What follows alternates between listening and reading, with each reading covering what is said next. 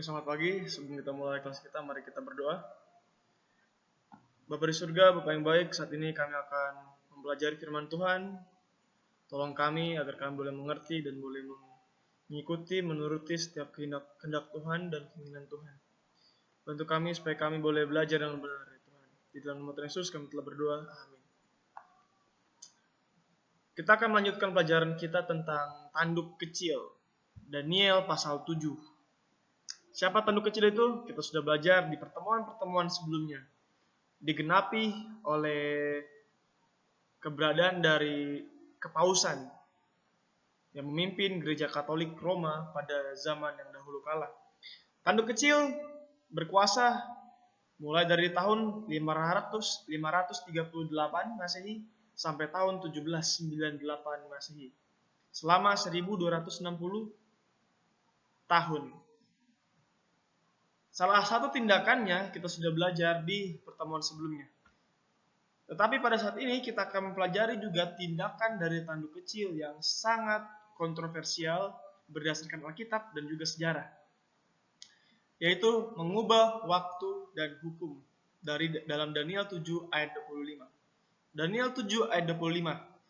Ia akan mengucapkan perkataan yang menentang yang maha tinggi. Ia itu siapa? Yaitu tanduk kecil. Dan akan menganiaya orang-orang kudus milik yang maha tinggi. Siapa itu orang-orang kudus? Umat-umat Tuhan yang menuruti firman Tuhan dengan tulus hati. Ia, tanduk kecil, berusaha untuk mengubah waktu dan hukum. Dan mereka, siapa ini mereka? Orang-orang kudus. Orang-orang kudus akan diserahkan ke dalam tangannya selama 1 masa dan 2 masa dan setengah masa. Oke. Tadi kita sudah lihat kan, tanduk kecil berkuasa dari tahun 538 sampai 1798 Masehi.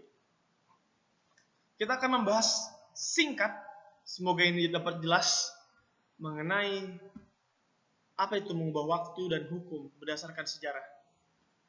Oke, pertama-tama kita perlu mengetahui bahwa mengubah waktu adalah hak istimewa Tuhan. Dalam Daniel 2:21, Efesus 1:9, Daniel 7:22. Berarti, orang yang mengubah waktu dan hukum sama dengan ini adalah tindakan merampas hak istimewa Tuhan. Atau kita bisa katakan menentang yang maha tinggi. Maha tinggi. Hukum adalah hasil karya Tuhan, tetapi gereja telah mengubahnya. Gereja telah mengubahnya. Hukum apa yang diubah oleh gereja atau oleh tanduk kecil? Gereja telah mengambil hak prerogatif Tuhan. Apa itu hak prerogatif? Hak prerogatif adalah hak yang hanya dimiliki oleh seseorang tertentu.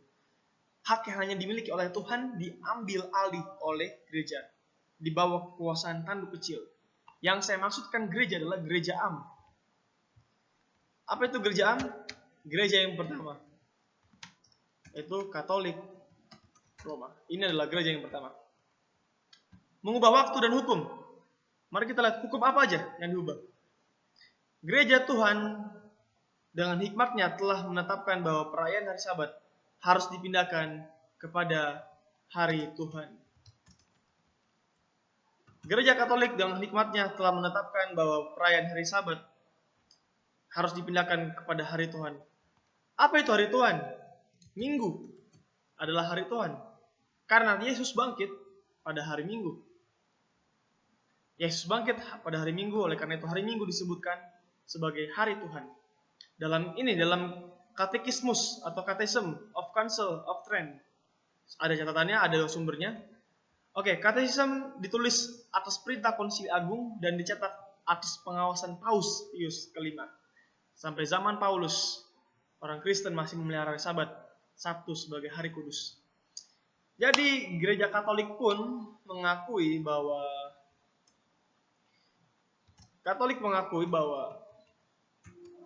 mereka telah mengubah hukum Sabat.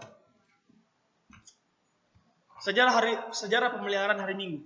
Oke, kita lihat sini ya.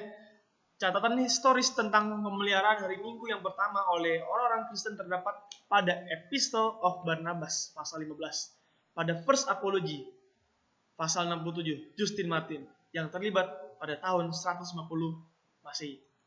Catatan hari Minggu sebagai hari Tuhan berasal dari buku Apokripa, Gospel according to Peter, dan dari Clement orang Alexandria menjelang abad kedua. Ini adalah catatan pertama tentang pemeliharaan hari Minggu untuk beribadah. Bukan untuk diganti sebagai hari Sabat sebenarnya. Hanya untuk beribadah. Tapi pada akhirnya hari Minggu dijadikan hari yang suci. Dan hari Sabat dihilangkan. Mari kita lihat awal mulanya orang-orang Kristen beribadah pada hari Minggu. Oke, pertama, Kekaisaran Roma pertama kali mengakui dan membolehkan agama Yahudi pada mulanya. Oke? Pada mulanya Kekaisaran Roma mengakui dan membolehkan agama Yahudi. Tetapi lalu pemberontakan orang Yahudi terhadap Roma ini adalah penguasa dunia saat itu. Lalu pemberontakan orang Yahudi terhadap Roma di bawah pimpinan Kochebah terjadi. Orang Yahudi memberontak kepada Roma. Pemberontakan ini membuat orang Roma membenci orang-orang yang beragama Yahudi. Sehingga Roma akhirnya menganiaya orang-orang Yahudi. Nah, pada saat itu orang Kristen pada zaman itu masih dianggap bagian dari orang Yahudi. Sehingga orang Kristen terancam penganiayaan. Nah, ciri-ciri orang Yahudi adalah berbakti pada hari Sabtu, hari Sabat. Lalu orang Kristen pada saat itu mencoba untuk membuat perbedaan dengan orang Yahudi. Orang Yahudi kan menyembah pada hari Sabat saja. Lalu orang Kristen mencoba membedakan diri mereka dengan orang Yahudi. Dengan cara apa? Dengan cara menambahkan waktu peribadatan, yakni pada hari Minggu juga. Jadi orang Kristen beribadah pada hari Sabat, hari Sabtu, juga pada hari Minggu. Karena hari Minggu adalah hari Tuhan. Hari Minggu dianggap sebagai hari Tuhan. Karena Yesus bangkit pada hari Minggu. Tetapi hal ini tidak diakui oleh Alkitab, meskipun Alkitab tidak menyuruhnya. Oke, orang Kristen pada zaman itu masih memelihara hari Sabat. Juga menyembah Tuhan pada hari Minggu. Nah, itu sejarahnya. Sejarah pemeliharaan hari Minggu.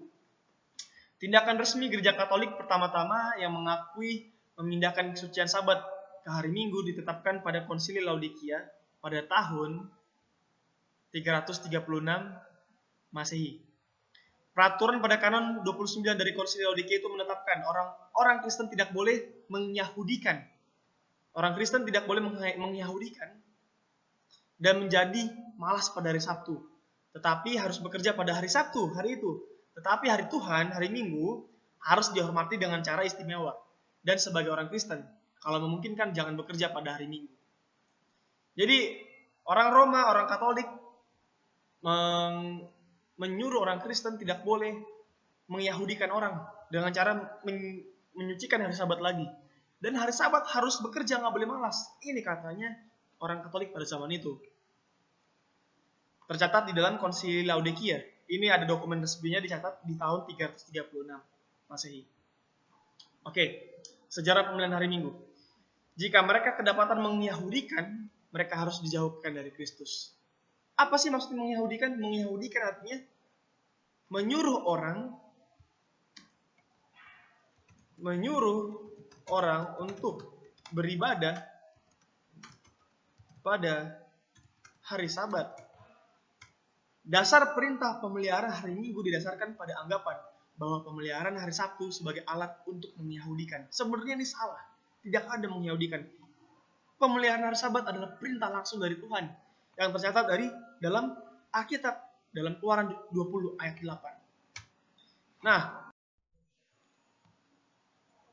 Kira-kira tahun 400, Sokrates juga menuliskan bahwa walaupun hampir semua gereja di seluruh dunia merayakan rahasia-rahasia kesucian pada hari Sabat setiap minggu, namun orang Kristen di Alexandria telah berhenti melakukannya berdasarkan tradisi purba. Nah, jadi orang-orang Kristen di Alexandria juga akhirnya berhenti menguduskan Sabat pada hari Sabtu. Nah, Zozomen, salah satu sejarawan, juga menuliskan penduduk Konstantinopel dan hampir setiap tempat berkumpul bersama-sama pada hari Sabat, hari Sabtu, dan juga pada hari Minggu, yaitu suatu kebiasaan yang tidak pernah dirayakan di Roma dan di Alexandria. Jadi, para sejarawan ini juga menuliskan tentang perayaan-perayaan hari Sabat. Dan juga pada akhirnya orang-orang Kristen di Alexandria berhenti menguduskan hari Sabat oleh karena tradisi-tradisi yang telah dibangun pada zaman purba. Maksudnya pada zaman Kekaisaran Roma. Nah, konsep kesucian hari Minggu di antara orang Kristen bermula pada upaya untuk menghindarkan kebiasaan yang bisa mengidentifikasikan seseorang sebagai orang Yahudi dan mengakibatkan penganiayaan. Alasan orang Kristen tidak menyucikan hari Sabat oleh karena mereka takut dianiaya. Mereka harus mencoba membedakan diri dengan beribadah pada hari Minggu supaya mereka nggak dianiaya oleh orang Roma. Karena orang Roma membenci orang Yahudi yang menguruskan hari Sabat. Gereja di Roma mula-mula memberikan sambutan yang lebih baik terhadap hari Minggu. Pada akhirnya gereja Roma atau gereja Katolik menyambut hari Minggu sebagai hari peribadatan dengan sukacita, dan akhirnya hari Sabat, hari Sabtu, dihilangkan secara perlahan. Nah, akhirnya pengaruh Romawi berhasil membuat pemeliharaan hari Minggu sebagai undang-undang di gereja. Sama seperti yang dilakukannya pada kebiasaan-kebiasaan lain. Kebiasaan lain apakah yang diajarkan oleh gereja Roma waktu itu? Seperti pemujaan terhadap Maria. Pemujaan terhadap Maria tidak dianjurkan di Alkitab. Alkitab menentang kita menyembah manusia dan juga patung. Tetapi gereja Roma di bawah kepemimpinan Paus mengajarkan untuk menyembah orang-orang kudus, orang-orang suci, dan juga Bunda Maria. Dan juga penggunaan patung-patung untuk disembah dan doa-doa untuk orang yang sudah mati. Tanduk kecil melalui kekuasaannya mengubah waktu dan hukum yang bertentangan dengan perintah firman Allah. Hari Sabat yang adalah hukum suci ditiadakan, digantikan dengan satu hari yang lain, hari Minggu, yang tidak pernah diusulkan, dianjurkan, disuruh, diperintahkan oleh Alkitab. Tetapi tanduk kecil telah menentang Allah dengan tindakannya mengubah waktu dan hukum. Mari kita sebagai orang-orang yang telah mempelajari firman Tuhan ini kembali kepada pekabaran nasihat firman Tuhan yang ada 100% di Alkitab, tidak ada di buku lain, hanya di Alkitab saja. Kiranya Tuhan Yesus memberkati kita semua. Amin.